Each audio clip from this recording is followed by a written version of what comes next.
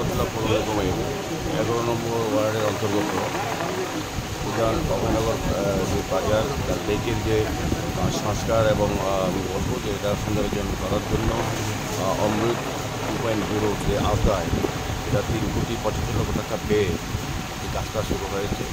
আজকে আনুষ্ঠানিকভাবে এটা আমাদের ভূমি পূজা হচ্ছে।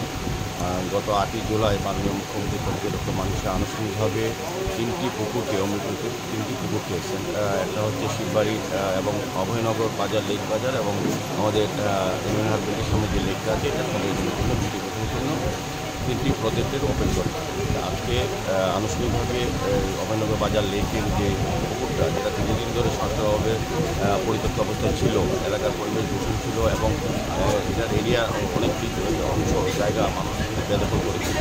যাই হোক আজকে 3,75 লক্ষ টাকা পেয়ে এই কাজ শুরু হচ্ছে, আনুষ্ঠানিকভাবে পুজো হচ্ছে, ওয়ার্ক অর্ডার দেওয়া হয়েছে, কাজ শুরু হবে। আমার বিশ্বাস যে আমাদের আগরতলা শহরকে শহরে যতগুলি পুকুর আছে যে ধরনের যে যেগুলো পরিত্যক্ত অবস্থায় ছিল আমাদের স্মার্ট সিটি আগরতলা পৌর নিগম এবং আমাদের রাজ্য সরকার পুকুরগুলো সংস্কার করে ব্যবহারযোগ্য করে মানুষের কাছে দেওয়া হবে এবং বিউটিফিকেশনের মাধ্যমে আলোর ব্যবস্থা করবে।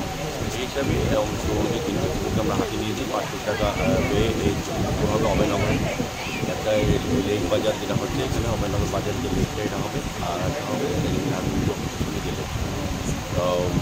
স্বাধীনভাবে আমি বলবো যে দীর্ঘদিন বাদে এই এলাকার মানুষের একটা চাহিদা ছিল বা সমস্যাও বলবো, থেকে সামনে রেখে আমাদের সরকার সিদ্ধান্ত নিয়েছে আমাদের আওতায় আনা হয়েছে। সাধারণত এই এলাকার মানুষ খুব খুশি এবং তাদের দীর্ঘদিনের দাবি আমি বলবো যে আমাদের পৌর নিগম, আমাদের স্মার্ট সিটি এবং আমাদের সরকার পূরণ করতে যাচ্ছে। স্বাধীনভাবে মানুষের সহযোগিতা চাইছে।